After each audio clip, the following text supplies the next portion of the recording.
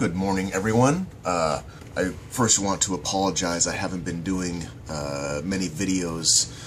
I discovered that I have a mold issue, or I decided to do something about the mold issue in my bedroom. So most of my free time is spent hacking mold spores out and chewing up my bedroom to try and get rid of that. So probably not a lot of videos for a bit because I'm a little consumed by construction.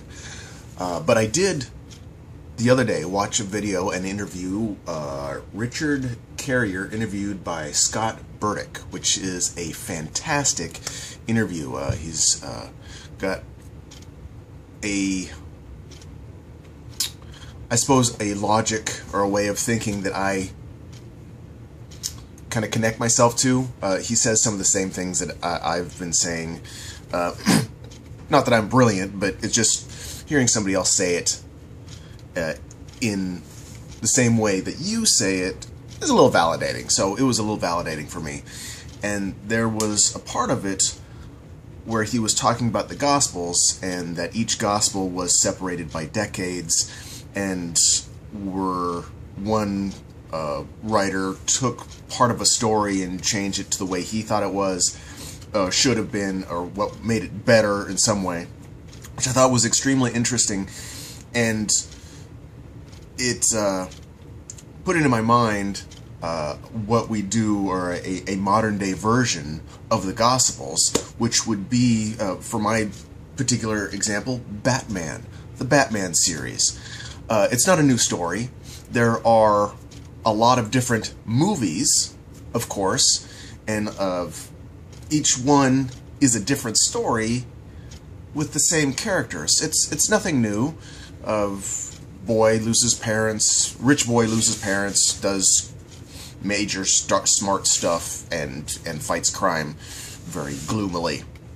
And there's a million different ways to present that same story, and Mark and Paul and all of those similar stories, I believe, are just like the Batman franchise.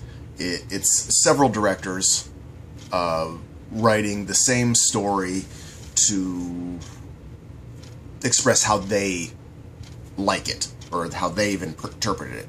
So it's really not any mystery to me, because we're still doing it.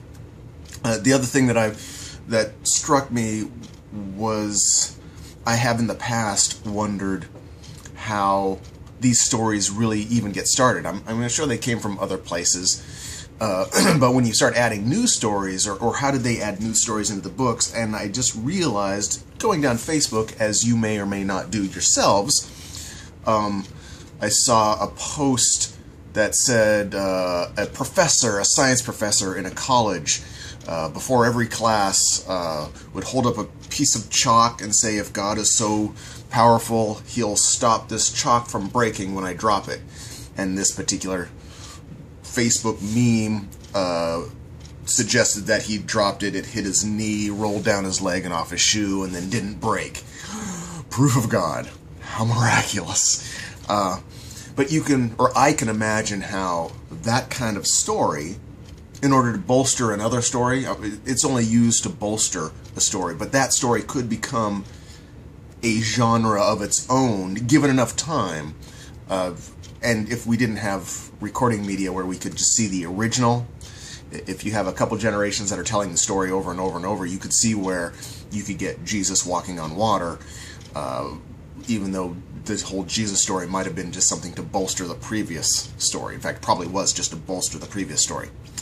So that's my thoughts of the morning. I'm going to get ready and then start to attack the mold and other issues. So have a wonderful day. Peace.